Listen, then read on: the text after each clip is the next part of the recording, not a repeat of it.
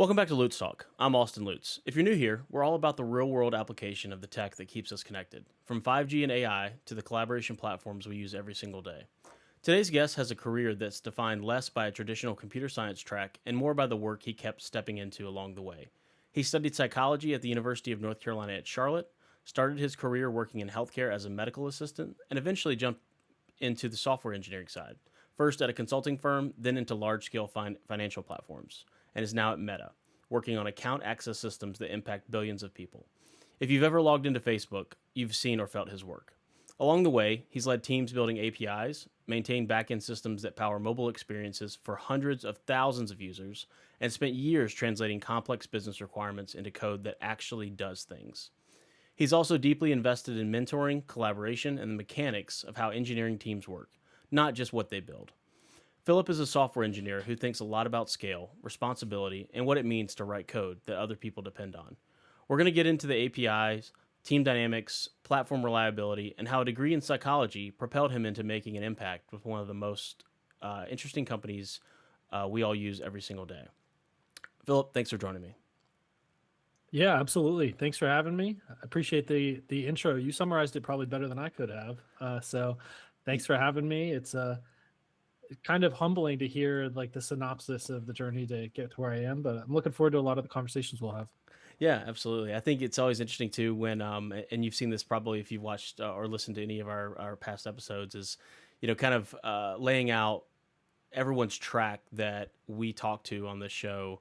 I think that oftentimes people think that you've got to start in the CS world to end up in the CS world, and I think that's not Right. necessarily true. So it's always good to kind of see it on paper, just so Yeah. that you can visualize it, and then others can also hear about it as well. So let's actually start there. So where did this all begin, Philip? So you started at UNC Charlotte.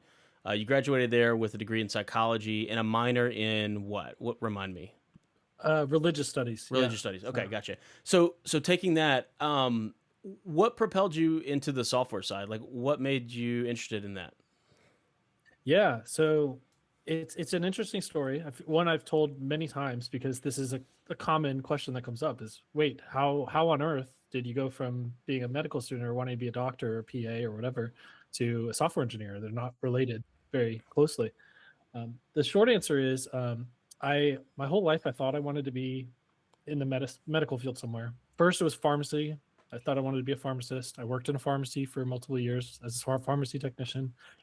I transitioned to work in the hospital, which transitioned to work in the doctor's office. So I spent all my undergrad and even after graduating from UNC Charlotte, Oh doing wow. like science, Okay. the hard sciences, what they Yeah. call them, like genetics and organic chemistry and all that stuff I don't use ever anymore. But Maybe one day. doing all of that, and then I remember very clearly it was 2019, so this wasn't that long ago.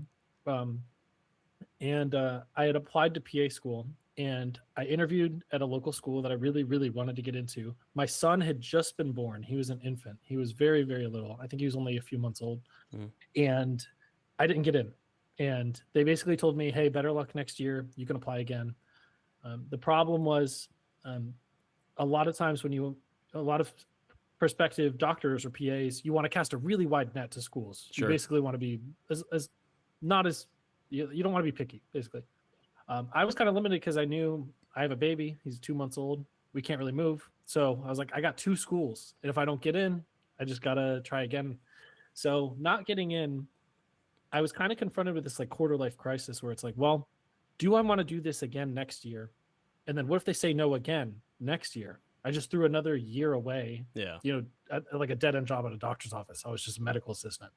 So I kind of had this crisis moment where I remember going on Google and saying, like, what can I do as a career? Like, what is an entry level thing I can do? And I remember looking into like being a therapist. I remember looking into like being an HVAC technician. Oh, Like I was you'd have been great exploring at that, by the way. everything. And my wife, who's amazing, reached out to me and she was like, "Why don't you do something with computers? You spend a lot of time on the computer. Hmm. You do little projects and things on the computer. Why don't you do that as a career?" And I told her I wasn't smart enough for that. I remember like feeling like you have to be like kind of a savant to like work with computers. You have to be like a genius, and I felt really intimidated by that. And I remember very clearly, I remember exactly when and where I was. I was like, maybe I'll just try it. So I went online onto YouTube and I was like, how to code, like legitimately, like the No most way. rudimentary thing That's ever. how it Yes, started. Ray. Okay. Yes, I went on and learned how to code, and it was, I remember exactly who it was. It was Mosh Hamadani, and he had like a Python crash course, 5 hour long video that walked you through like Hello World and how to do this stuff. And it was at that exact moment where I was like, this is what coding is. Like, and yes, it's a very elementary introduction, but I was like, oh, Yeah. this it's just like puzzles. It's like solving problems. So luckily, my alma mater, like UNC Charlotte, was hosting a boot camp. So boot camps were kind of popular at the time, but I don't think they were nearly as popular as they got like post COVID. Mhm. And I had never really heard of it. So I just took the leap and I was like, let's do it. It's a 6 month program. I can still work full time. And I was working full time and then going to the boot camp like 3 days a week. Um, and that was it. And after that, just worked at some startups and kind of continued my career after that. Yeah, no, it's interesting. We've had several guests on the show, and they've all had widely differing paths to success. And one of the first episodes that we did was with our buddy Jay, who, like you, right, Mhm. did not necessarily take a traditional path to software. And I look around all the people that surround me that I've known for many many years.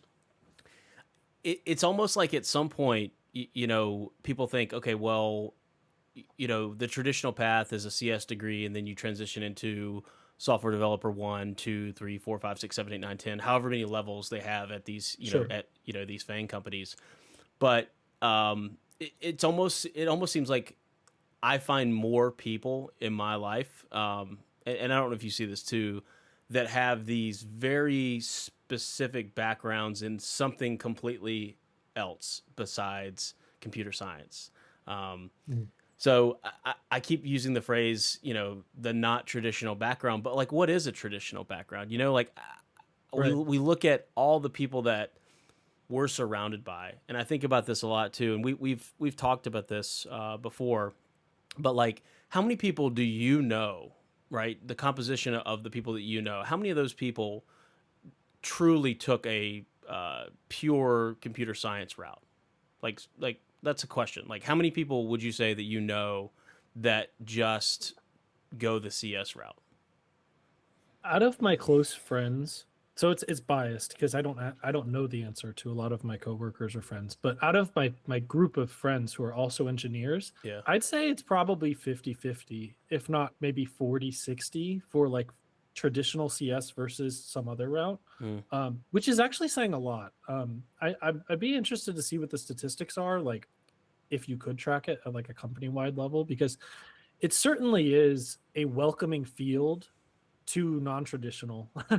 routes. Yeah. No doubt. Um, and believe it or not, that's one of the big things that I think attracted me to this field was the idea that, you know, I didn't do well in my undergrad. I was 17 when I started college. I did not take it seriously at all. I just skipped class to go skateboarding or whatever and just hang out with Amanda, who was my girlfriend at the time. Yeah. There you go. So I didn't take it very seriously.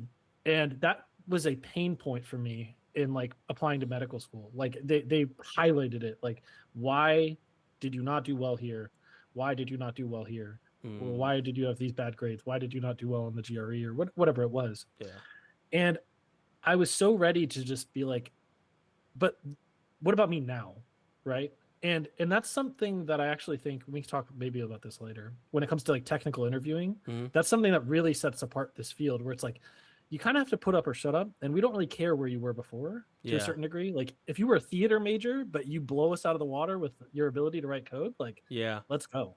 Yeah. um I see that a lot too, and maybe you do too on the interviewing side too. When I talk to people, background is certainly important. I mean, you want to make sure that the person that's coming in has some level of competency in the area that you are hiring them for, but um, everything is teachable, right? I think you've got to have some of those like core competencies of like the want to and the drive and all those things that are just not something that you can define on a test score.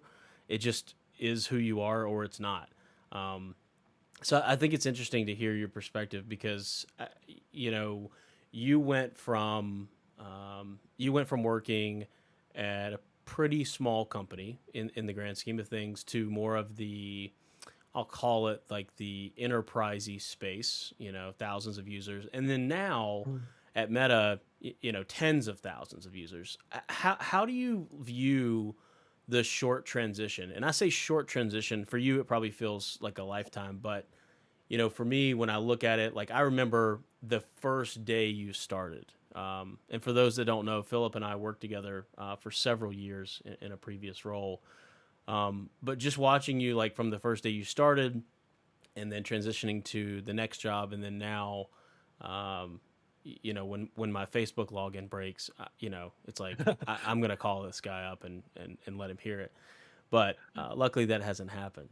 So like, how has that shift been for you in the last several years of going from just really small, lean teams focused on specific things to now being a part of a huge organization that has so many irons in the fire? Obviously, the Mm. emergence of AI, which you're welcome. We're gonna get into that in a bit. But like, how does that play into things, Philip? That's a great question. And I think when I reflect on my journey, I don't, I think it's felt seamless because of the trajectory has been so linear in a way. So when I graduated boot camp, I worked for a startup, which was truly a startup, like me and one other engineer, not getting paid really, like just developing an app from nothing. Maybe it turns into something, maybe it doesn't, right? Okay, so an And unpaid then internship. so basically, it was one Okay, of those things where it's like, okay, I just graduated from this boot camp. There's a guy in here who has some like VC who wants this app and it's okay. good experience. So I'm just going to work on it Oh, nice. for free, basically. Yeah. So as small as you can get, right? Yep. To about where I am now, as large as you can get, really. Yeah.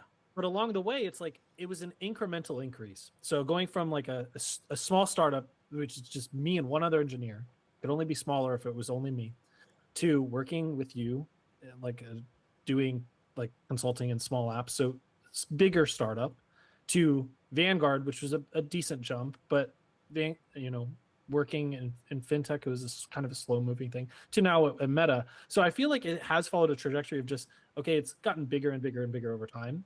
And I think that's made it easier. So I don't feel as much whiplash from it. Yeah. And you find the things along the way too that stay consistent. You find the things that certain companies or cultures do, and those things maybe continue, and then you find the things that change and you adapt to them. So I will say the interesting thing is being at Meta is in a lot of ways there are some aspects that remind me of being back in like a startup.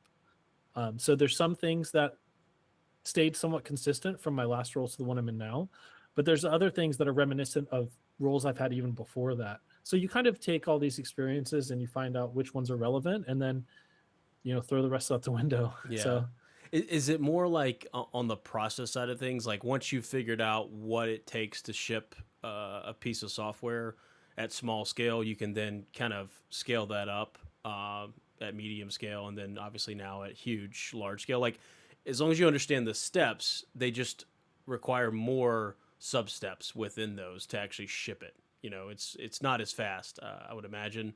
Maybe I'm wrong. I just don't know because I've never worked at a company of that size. But like you obviously learned when you worked at when we worked together, um, what those steps look like, and then you translated those steps when you made the jump to Vanguard, and then you kind of ran a team there to build APIs and things like that for the mobile side of things, and then you used all that knowledge when you made the jump to Meta. So the real question that I think, at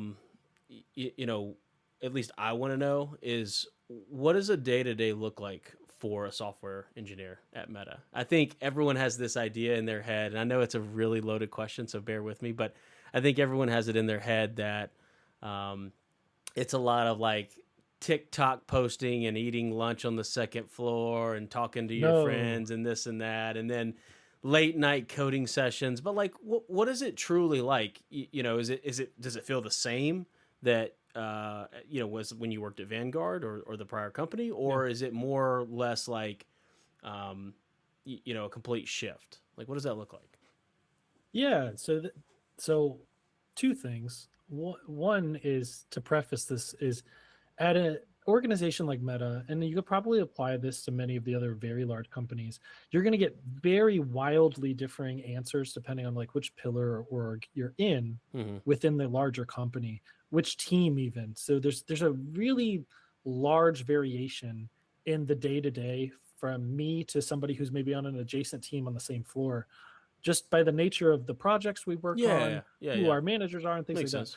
Uh, my experience has been that, and this is one thing I had to actually kind of be reminded of coming into the company, is when you come into a new company, especially like Meta, there's all these loaded ideas or preconceptions you have about the company from what you hear or from what you see in media or whatever. And I can't speak on behalf of the company at large, but I remember coming in and being in the mindset that I just throw away everything and just say I got to start over here, right? Yeah. And in reality, like during onboarding, like there's a lot of reassurance that like you're here for a reason. You have skills that you have acquired along your software journey, whatever it may be. Don't throw that away. You know, hold on to the things you've learned. However, you're expected to adapt to the way we do things here. Hmm. As is any company, you have Yeah. to adapt to the culture and the way they do things. So I think there's no surprises about the way the company is. You have to move very quickly. You have to be willing to adapt and work under ambiguity. And the funny thing is, these are a lot of common concepts that come up in any tech interview for any company. However, I think some of us when we interview, we get in the mind frame that these questions are purely hypothetical. When in reality, my experience as Meta is no, they're not hypothetical at all. You should be expected to resolve conflicts, to be quick on your feet, to work under ambiguity because this is part of the work. So those are things that have set apart my work now from what I've done previously, because working at a fintech company where things move kind of slow and things aren't likely to change is very different from the way, you know, Meta or even some other companies might operate. Yeah. Yeah, no, it's an interesting perspective, and I guess maybe just to clarify my question, not necessarily like the day to day flow of things, but compared to the other roles that you've been in the Yeah. past, does it feel a lot like the same? Some of the like as far as the process and like procedural type of things. Like obviously the work is going to be dependent on whatever project you're working on or what the goals are Oh, of yeah, yeah. of the application. But like, um, you said it best, I think, when you said don't change, don't reset everything when you come to work here. We're hiring you because of the skill set that you have, and we like that. And then we just want you to come in and take that skill set from point A to point B, and point B just happens to be us here at Meta.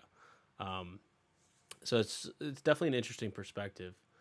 Um, what do you think about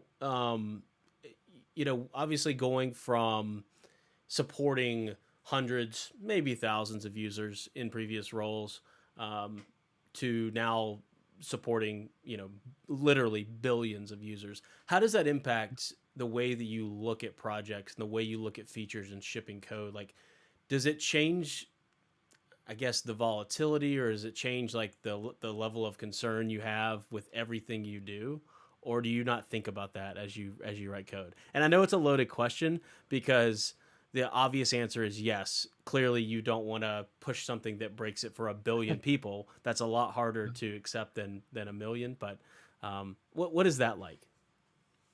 Yeah, this is an interesting topic because it leads into the larger conversation about what happens and who do we blame or who receives the blame when things do go wrong at that level of scale, Yeah, which is something not a lot of companies can even have a conversation about. Not many companies can say, "What if we break something for billions of people?" yeah, Now, I think when you get to that scale, there's larger architectural or procedural things that need to be addressed.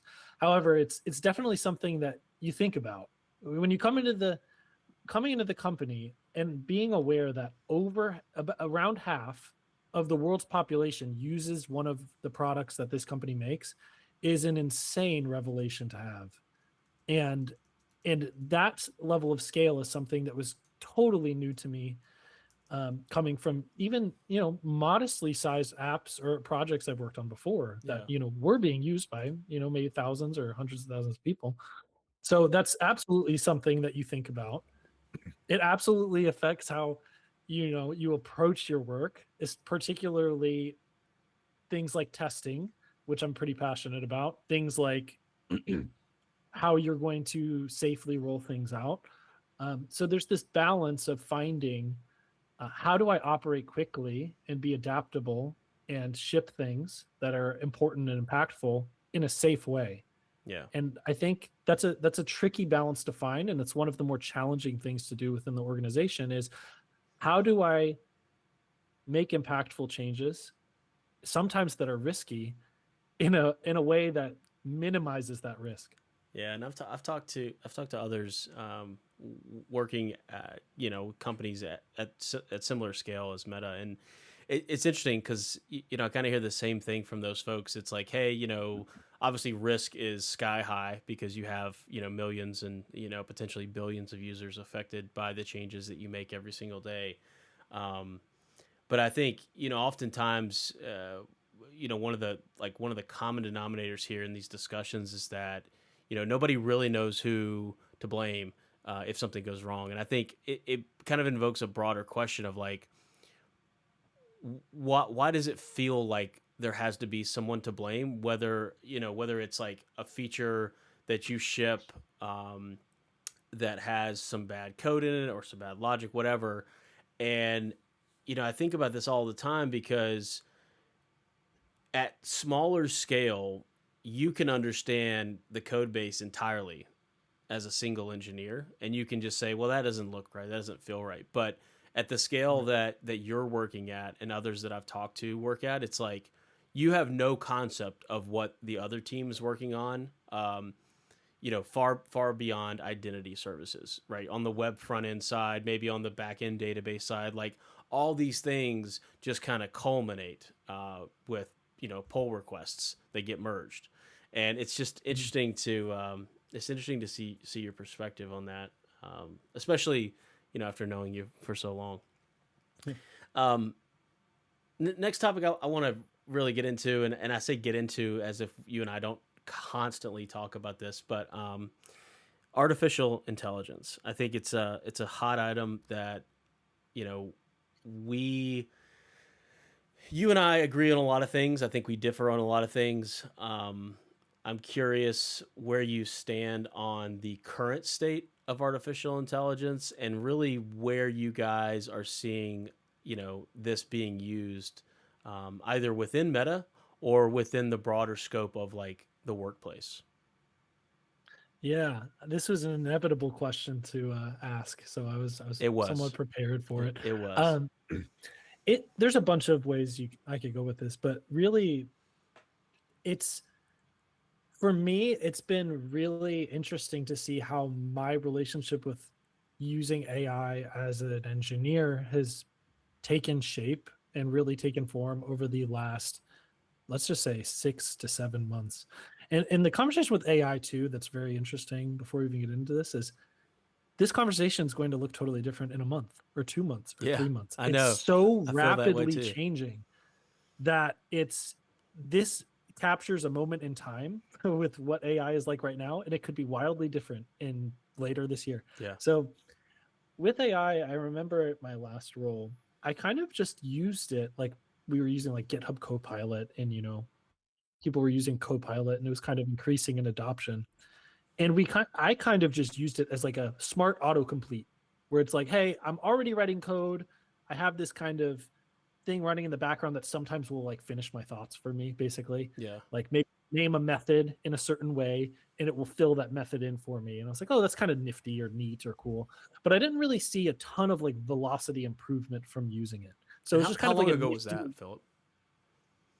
maybe like 6, 7, 8 months ago. Okay. Now, Wow. the AI tools were good enough, I think, to like we had agents that you could run, but myself personally, I was kind of just writing code like normal, and just every now and again I would have AI help with the really mundane stuff. Like if I had to do something extremely repetitive, very tedious, then I would hand it off to AI or, you know, Copilot or GPT or whatever to do. Now I write I write basically no code that isn't AI assisted in some way. It's basic. It's almost 100%, and that's because it's so much faster to do. So when I'm doing tests, when I'm working on, like you said, a code base that is so gargantuan, I couldn't possibly begin to know where everything is, Yeah. to understand certain contexts and things. That's where I've really noticed a productivity increase. I also think a big part of that is I went from a role, like you alluded to, where I knew the code base like the back of my hand. We were working on a microservice architecture where I basically myself and the other engineers on the team built the microservice from nothing. So every line of code was something I wrote or one of two other engineers who I was working with wrote. So Yeah. we knew everything about it. Whereas now I'm in a code base as a someone new to the company, you know, I don't have that luxury anymore. I have to rely on something. And, you know, in your onboarding experience, it's either, well, do I just manually look for these things? Do I Yeah. manually, you know, control F for this method or variable or whatever it is? It's like, no, I'm just going to hand it off and, you know, reduce the mental overhead and rely on this thing to do it for me. And that's the real benefit, I think, not just for someone who's new to a large company, but in general. And I followed up with people at places I've used to work, and they all say the same thing. They're using AI in the same way. So it's not unique to a large company. It's something that people are really starting to rely on AI writing their code. And I think maybe there was original objections to doing this because it almost, for me, I almost felt guilty doing that. Like, am I not engineering anymore? Like, because Yeah. I'm just prompting this thing to do it for me. But I think that's where you get in the larger conversation about, okay, is it bad to like use agentic like coding like tools to do what we're going to do? And what I've learned is absolutely not. Not for me. I can do things that I would have already done in a fraction of the time. And that has been the biggest benefit for me because when you don't have the luxury to spend a lot of time or you're balancing multiple projects, and it comes down to that mental overhead too. If I have 3 different projects I'm working on, I can now hand one of those things off to an agent that I prompt, hey, this is exactly what I need you to do, and I'll work on this other thing. Let me know when you're done. If you get it wrong, that's okay because I contributed no mental overhead to that thing. You Mhm. did it on your own and I can just review it. So that's the biggest benefit I've noticed is it's just a force. I think people call it a force multiplier, which I Yeah. agree. I was talking to my grandfather about it on the phone because he was like, how's AI like in your company, you know? And I was like, it feels like I was digging like a hole with like a shovel. And then someone gave me like a miniature excavator.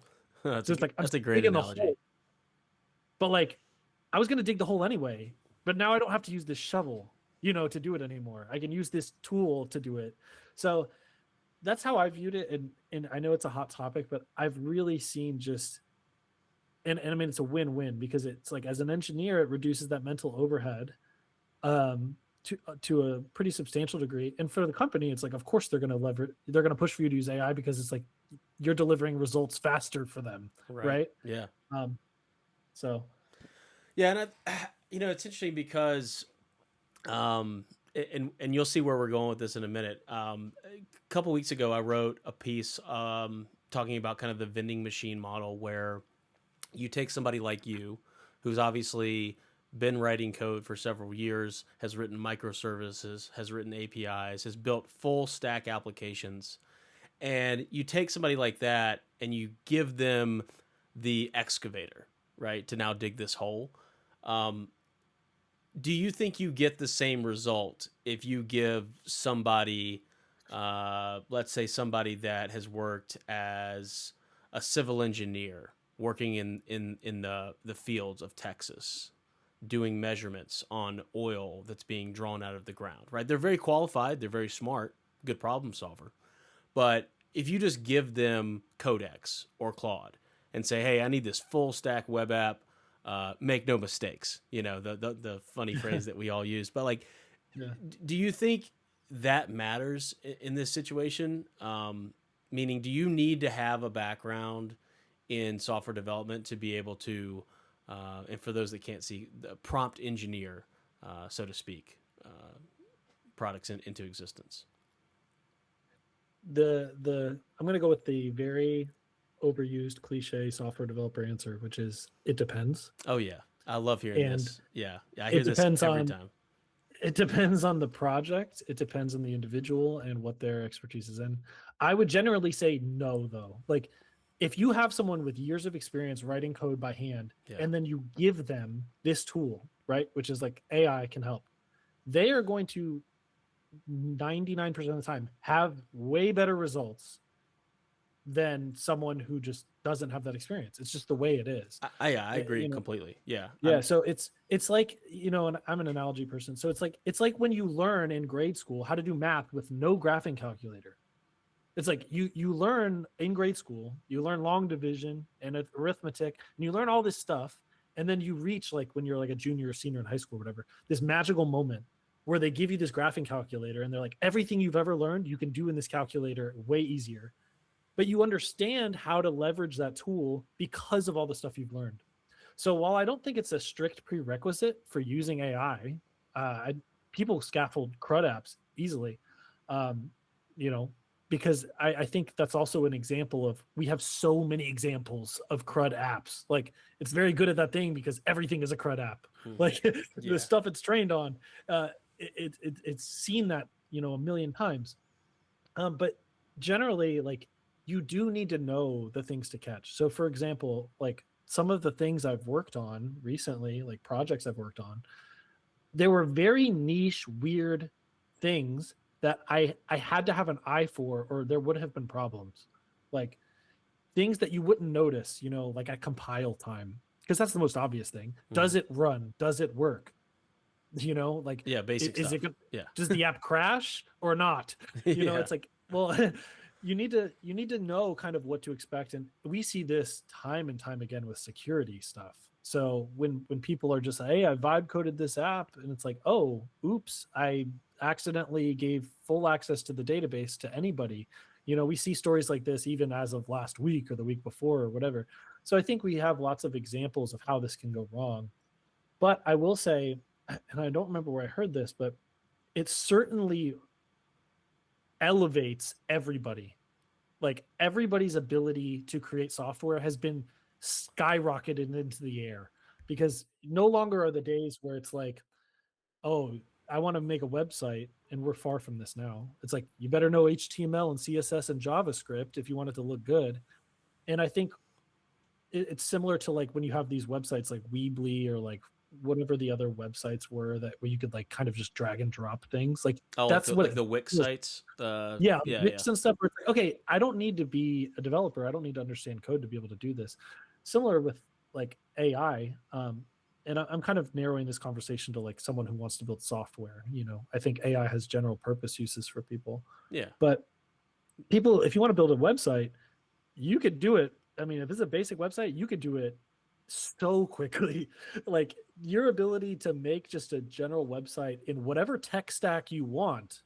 I mean, That's a one shot for prompt. me, I mean, for most yeah, people, and it's funny because I looked around whenever I was starting, the blog originally back in January, and then the podcast here in February. I looked around for a bunch of themes and a bunch of platforms like WordPress, Wix, all these, and I was like, man, I just don't really like any of this stuff. So right. one shot prompt, boom, Astra theme with a little bit of Next.js. Next, have a nice day. And within about 20 minutes, I had a fully functional website. And then I was like, we need an RSS feed hooked into this. And then I need to support incoming webhooks. And then I need night mode. I need, light mode. I need links off to other locations. And you just can tell it what you want it to do. And I think it's interesting. One of the things that I have identified, and I think, I'm not some pioneer in figuring this out, but I think we're headed towards having people know what to build more so than knowing how to build it, which I think we talk about like a barrier to entry um, doesn't exist anymore. At least I don't think it does. I don't think that if you want to code something up, there's really any barrier other than just your own general understanding of how like web apps work, right? You could say, "Go build me an app," and it will go shoot something in Xcode for you, and you build an iOS app, and it's like, "Oh no, that's not what I meant." If you give it very specific prompting, it will go out and do exactly what you ask it to verbatim. And even this week, the week of second week of February 2026, Claude 4.6 dropped and Codex 5.3 dropped. Some of the new model advancements that have occurred even in the last 90 days, man, I feel like every 90 days that comes by, we are so further along with our abilities within AI. I'm blown away every day, and people I talk to every day are just like, "Hey, we want to build this thing," and you could just go build stuff. And if it doesn't work first try, you can iterate on it. You can push it into a specific branch in GitHub. You can learn how Git works. Like, it's not just a tool for software developers. I think it's for a tool it's a tool for people like me, right? I look at myself as kind of like not like a software developer. I even wrote a post about how I'm literally not a software developer, but I'm a builder. Yeah. I like to build fun, cool things. I have a lot of side projects that I work on, but it doesn't mean I'm a software developer. And I think one of the coolest things, even back, a year ago, whenever Cursor had come out, Cursor gave people like me who had a background ish in software, who knew how all this stuff worked, but never really understood the syntax of how do we actually go out and how do we program the HTML? How do we wire that up to the CSS? How do we hook that up to the Postgres database? How do we put that behind a load balancer? DNS, Right. all the components that you don't think about, that's all gone. You just deploy it to Vercel, have a nice day. So it's really interesting to hear your perspective as somebody who is a software developer, right? Because I think people like Yeah. you look at tools like this, and they're either on two sides of the fence, right? They're either pro it, like pro AI, and say, hey, look, we look at this as a force multiplier, or we look at this as like this thing stinks. We don't want it to take our jobs. And I'll kind of round us out in this segment a little bit with where I think this is going. And I don't think that, and this is true, Philip. I don't think that AI is going to take software developer jobs. I think software developers that use and know how to harness and manipulate AI to work within their favor are going to take software engineer jobs.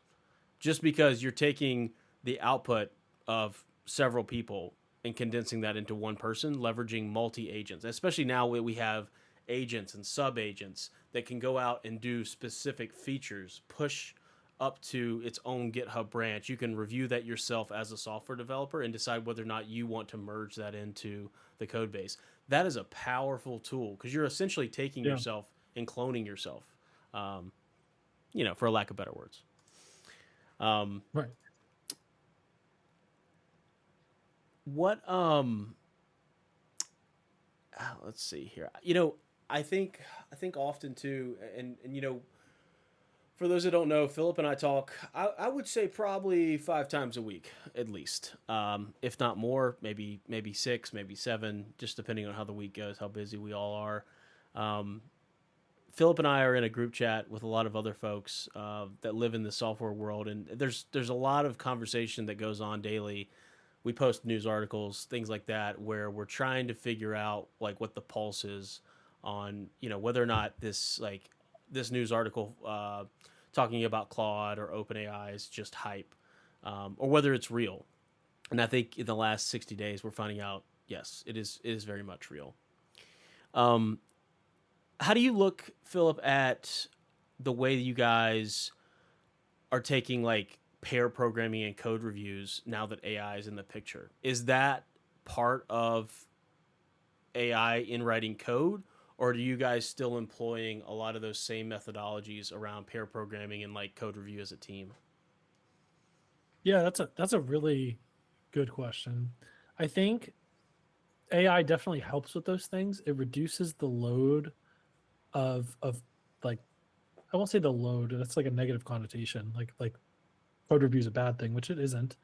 And it doesn't completely remove your dependence or need to pair program or do code reviews. However, it's now an option, Hmm. right? Like you can have some kind of preliminary check that kind of primes your diff or your PR for code review. So, like myself, I like to anticipate what people will find wrong with the code I write. And I've always been this way because I don't like, if I can avoid the back and forth on work I do, then I'm going to do it. Sure. Um, so I like to like take a look at the things I write and say like, what would someone who didn't write this have questions about, or what would be red flags that people might look at, or what are things that might people might request change. So it helps with that process because now it's like you can have AI review your code. Now, I will say I don't leverage this a lot, and maybe we can use this as a segue into the things I don't like about AI, so I don't seem like a complete AI like Like shill for the super yeah, for endorser, the like tech. Yeah. mega sponsor for AI. But um, I find that it's nice to even have that option where you can even have AI run checks like, hey, like I work on a lot of tests, like a ton of tests. A lot of my work at Meta is around testing infrastructure, and especially recently. And like AI can just look at my code that I write around tests and say like, this is fine. Like even if it's not perfect, it's good to go. Like I authorize this to go. So it like unblocks me that I can like ship things faster. So I Hmm. don't have to rely on bothering people. So that's a really cool thing that Meta enables as like a resource, which is like, hey, we're gonna like allow you to accelerate your development even in those things like peer review or code review because we trust, we have the certain amount of trust we have in this AI model or agent to detect things. And it's trial and error on a lot of this too because it's not foolproof. Some things slip through the cracks, and I'm sure a lot of us who are software engineers would have those moments where AI points out some bug it thinks is in your code that you're just like, no, dude, like it's intended to be this way, Yeah. like leave it alone, things like that. So it's certainly far from perfect, but it's nice to even have options like that. So like it's like the fact that I don't always have to bother my team for code reviews for changes that are somewhat trivial, or I can at least prime my work to like maybe obvious things I miss can be caught earlier, has been really helpful. Um, but yeah, as far as programming go, it does feel like in some ways I'm pair programming with the agent now Yeah, I was gonna rather say, than with doesn't it kind of feel that way? Like, when you're like, "Hey, man, yeah, this isn't looking right. Can you go work on this?" And it goes off and it works on it, and it's like, "Okay, let's yeah, review it together." It's an yeah, interesting like dynamic shift. I feel like with having someone that's not real going, "No, this doesn't look right. Let's fix yeah. this." And you're like, "Who are you talking Certainly, to?" Like, don't do that. certainly with Claude Code and like some of the ones that you can steer in real time, Yeah. like that feels very much to me like pair programming, where it's like, what is like the classic idea of pair programming or even mob programming with multiple people is like someone's driving, in this case it's the agent, and everyone else is just giving their input. And it's like that's basically what this is. Like it's I'm telling you what to do as like and you are doing it, and then in real time I can say wait, stop, or like that doesn't look right, or okay, that was good. I like to do this incrementally where it's like let's start at this very basic thing. Good, we have the basic thing done. Let's add this one thing. Okay, now let's add this one other thing. So it's like very easy to increment on things, which feels very much to me like um pair programming. And there is a certain dystopian element to this where it's like, oh, that was a very cool human interaction that I got at work that's now somewhat being replaced by like an agent, like Yeah. being AI. So there is this oddly dystopian kind of like sad part of that, which is like now the thing that I used to get like through interacting with another human being I work with is kind of being offloaded to like AI. Yeah. But it's kind of just the nature the nature of it. But I think that's a really good question. I haven't thought about that in a while. I the fact that like I don't pair program as much with other engineers, um, not nearly as I used to, and I think that might be a project based thing too. But it's kind of offloaded the need for that in some ways. Yeah. It is just interesting to think about because, even up until like, I look at like 2 years ago, maybe even a year and a half ago, right? People were still pair programming, and probably some people still do today, but I think the Yeah. agent is kind of replacing that model, where you've got someone who's working in the same room as you at the same desk as you, who can produce 25 times the amount of code that the other person can, and can also check it against other code that it's written for millions and billions of users and say, yep, we've seen this error before. We're going to go ahead and ship this function or this feature or whatever. Um, I think that's probably where we're headed. I think you're right. It is kind of sad, that that's kind of gone. I mean, you think back to like like the screen hero days, or even the early Slack days where, you hop on a Slack and you share your screen, you kind of Yeah. point and you're like, hey man, like this isn't looking right. And you've written one feature in a week. Now you can ship entire apps in hours. Doesn't mean they're always correct. And I think, one of the things I want to kind of close this out on the AI side of things is, how do you feel like the quality of work has changed, if at all, in this newer age of how we write software? Meaning, before there was always humans that were writing the code, and those humans were always introducing bugs into the code base. Mhm. There's always bugs, there's always corner cases, things like that. Are you finding that with AI you have the ability to kind of squash some of that stuff early? Because I'll tell you, one of the things I've seen in my own journey is, I'll go back to, let's say I'm writing an application, a side project, something that does something, and I'll say, let's do a quick look architecturally over the app, make sure there are no bugs. It'll find four bugs, maybe two P1s, two P2s, and then it'll come back and say, yep, everything looks good. I'll close it out. I'll go about my day. 2 days later, open a project back up. Context window is gone. Ask it the same question again. It's like, well, we just found four more major bugs. So, it's kind of like, do I trust this thing when it says, yep, we figured out all the bugs and we squashed them all? Ship it. And you ship it, and there's four more bugs that you didn't Yeah. find. But yeah, just want to kind of round us out on that question of, what do you think, in terms of like quality AI is producing? Yeah. Oh man. This is a very big pain point for I think everybody, is this idea of like, okay, AI has accelerated everything, but it's also pumping out tons of garbage. So it's like, how do we set up the appropriate guardrails to account for this massive wave of like not good code? Like, Yeah. and everyone throws around like AI slop. It's like, how do we detect this? It's like, it's so big of a problem that like we need a way to have guardrails against it, to detect it and to eliminate it.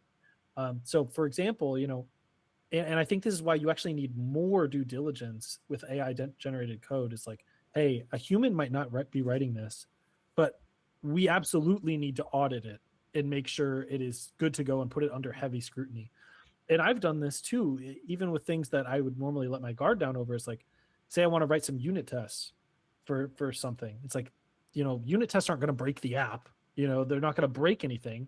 But also sometimes I'll, and I've done this before, is I'm like, hey, can you write me some unit tests for this method I just wrote? And it's like, sure, da da da. And then I like will write it.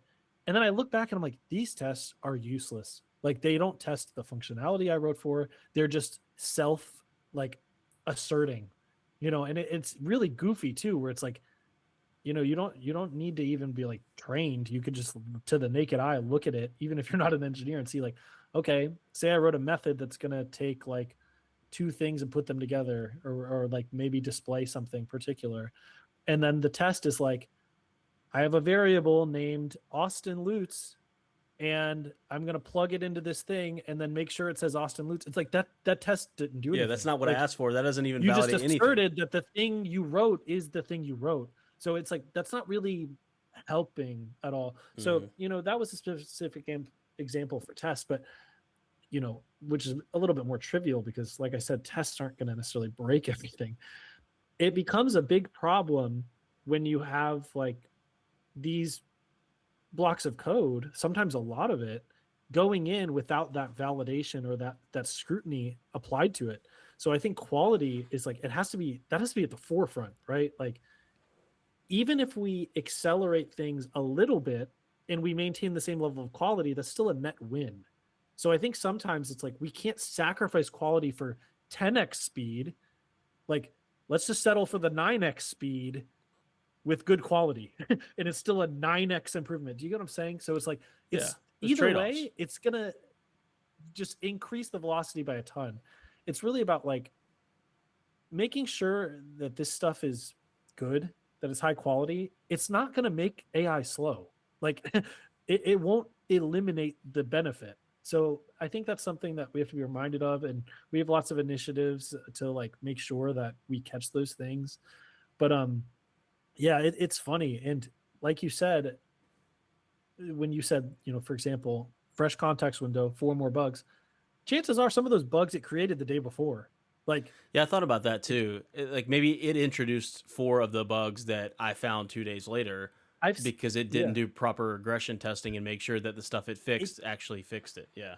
it is legitimately memeable sometimes. It is like, I wish I could say I'm joking, but like there's sometimes where I'm like, hey, this isn't working, let's debug it. And then it just deletes it out. It's like, I fixed the problem. It's like, you deleted the code. Yeah. You didn't fix the problem, and you deleted it. Like, Well, you technically, broke it. Like, technically, it fixed the problem. That was exactly. yeah, but not. It's a memeable thing. So it's like, you have to be very specific with the prompt and put these things under scrutiny, but also like you said, it is one of those things where you think of like a sinking ship with multiple holes in it.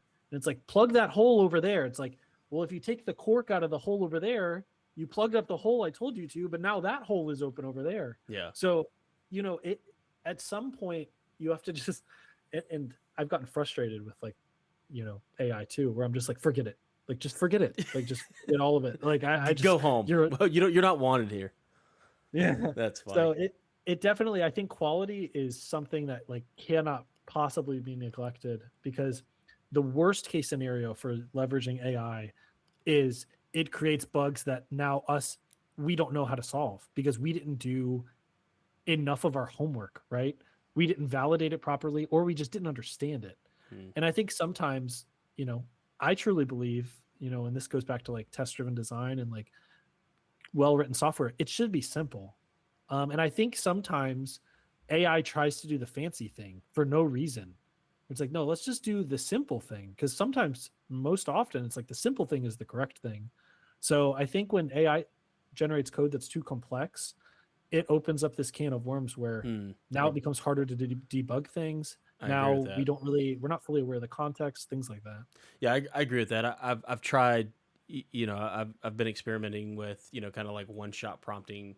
Building apps and things like that. And the Mhm. biggest success that I've found is kind of compartmentalizing each thing that you want to build, where you could say like, hey, let's build a comprehensive front end using Next.js, and we're going to be building an app that does, let's say, real time trading on E-Trade, right? Let's build that first. And then once you've got the front end, you can say, okay, well, now we need a database to be able to store the information for all the trades. So let's go pick out, Superbase, something on Postgres, whatever we need to do, Neon, some other service that we can hook it up to. All right, cool. Now we've got our front end. Now we've got our back end. Let's get our identity services involved, right? So now we get, all of our OAuth stuff through Microsoft, through Google, whatever we need to do to build that out. That's the part too that I think is really hard for people that maybe don't have a background in all this stuff, is like, how do you know to build this stuff, right? If you're not Mhm. in the software world, or you're not exposed to that in day to day, you don't know that you need to build the front end. You don't know you need to build the back end, the security, the identity services, all of the tests that go along with running a production ready application. It's just kind of vibe coded junk out there in space. Yeah. That just Yeah. gets worse and worse. And like you said, right? I mean, if you just go try to one shot this whole thing, it's just going to make a bunch of determinations on what it thinks you may want. Not going to ask you. It's just going to go do it, and then you're going to be left with kind of like a 67% working, no pun intended, working piece of software. I didn't even think about that when I said that. I was trying to use a specific number, but it's almost like the app works, it looks good, it sort of does what you think, but then when you go to actually put it through its paces and let it run for a while, it collapses. So I think it's really interesting to hear your perspective on that. Yeah, I think AI is very good at doing things that have been done before, which sounds stupid, but it's almost like the like what we used to use Stack Overflow for. Oh yeah. It's like someone has experienced this problem before. I find it on Stack Overflow. Perfect. I have a solution. It's like Stack Overflow is not good for when someone hasn't encountered the problem before. It's not going to know. Like no one's asked the question. Uh-oh. Like I don't know if you've heard that feeling. Like I'm sure people who use Stack Overflow, it's like, Oh oh yeah. no, no one's had this problem. No one's That's Google's not showing any impossible. results. Yeah. Yeah. So it's like so I found that in my experience, AI is not very good at doing things that are like novel. And sometimes these are things that are complex or like setting a new precedent. It doesn't like setting a new precedent. It likes doing things that have been done before. And a lot of times it uses that as justification for the decisions it makes is I saw this elsewhere in the code, so that's why I did it. Hmm. Sometimes you need to do the thing that isn't in the code yet. You're setting up some kind of new precedent or new pattern, and it fails epically at that in comparison to like doing something that you expect it to follow. And I think part of that comes down to prompting, but also it's like what examples does it possibly have to draw from if there are none? It doesn't have any kind of experience, so it just has to kind of throw things together or like hallucinate its way. So I found in some of the stuff I've done at work where it's like we have to pivot to something new or we have to migrate off of this old thing.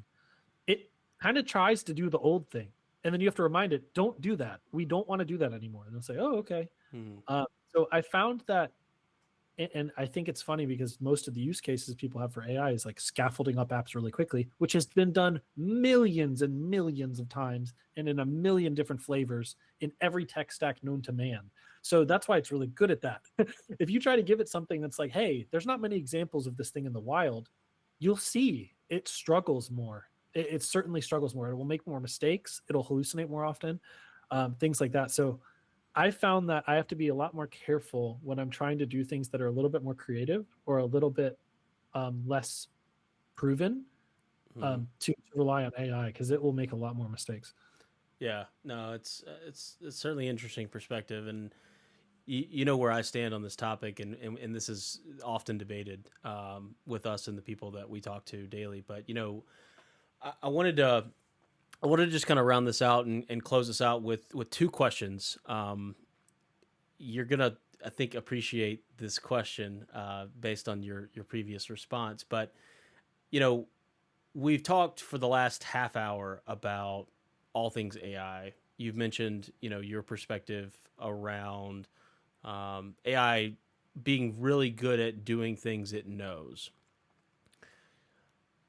The question that I have is, do you ever think that at some point we're going to get to a phase within artificial intelligence where it knows how to create things? And I'll give you an example. Like today, we have, um, you know, algorithms that determine encryption whenever you send data across the wire, like VPN tunnels, things like that. Those cryptographic languages had to have been created by someone or something, right? You know, people out there were sitting in a basement somewhere, sitting in a lab, in a university, somewhere across the world, sitting and going, you know what we need? We need SHA-512. You know, we need to get rid of SHA-1 or whatever. Do you think that we'll ever get to that point where AI can do those things and identify deficiencies within areas of technology and other business workflows where it can proactively go out and say, we need to have the next generation of X, Y, and Z. Let's go ahead and start research on it. Let's go ahead and start building on it so that we have something that we can present to the IETF. It can draft RFCs, all the things that make up what the internet is today. Do you think we're ever going to get to that point? I don't know where we're gonna get to. I just know that and it's kind of a cop out answer, right? But it's like if It you look depends, at right? No, go. I'm yeah, just kidding. I'm kidding.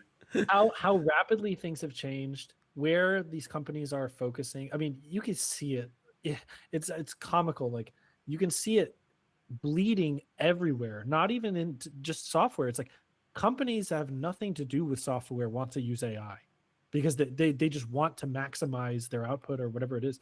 So it's like there's going to have a lot of, we're going to see that AI gets really good at very niche things, I'm sure, because certain companies have very specific use cases and they want AI to just do one thing only. But as far as like this grander idea of like this super intelligence, we just have to wait and see. Like Yeah. we're recording this now, February 2026, and I anticipate in our lifetime we will have those answers and we will know just how good it can be.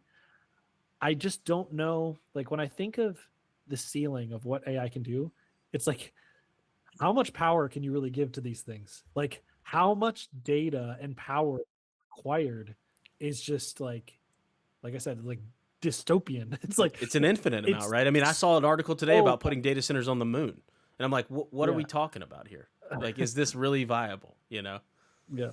So I think we're gonna see like there's this idea of like the Gartner hype cycle. I don't know if you've seen this graph, but it's like an initial hill, then it goes down into like this trough of disillusionment, and then it comes out the other side. We Haven't saw seen this that. with NFTs and crypto. We're now seeing it with AI, where there's this huge push to adopt it into everything. We saw this with crypto, and then it just faded away. Um, where it's like everybody wants to leverage this hot thing. I do think AI is more useful than like crypto and NFTs and things like that.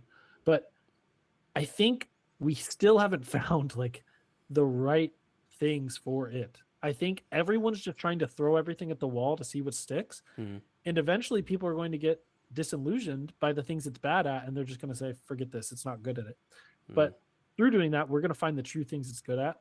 I think the idea that it can just be good at everything is very hard for me to wrap my head around because I just like even now with what we see you giving it specific skills. And it's like it does better when you give it specific skills. So I don't know, like, and I know, people are trying, we're trying to push for general super intelligence, that's the goal. But it's like it's lofty. So I don't know. We'll see if we can get there. Maybe I'll be proven wrong, but it's so incomprehensible to think that at this point in time. And I think it's hard to wrap our heads around because it's such a foreign, ridiculous, like futuristic thing to think about. But yeah, we'll see. Yeah, and I think I think in that same vein, Philip, I think you say, "Oh, that's so futuristic," but you look at 5 years ago.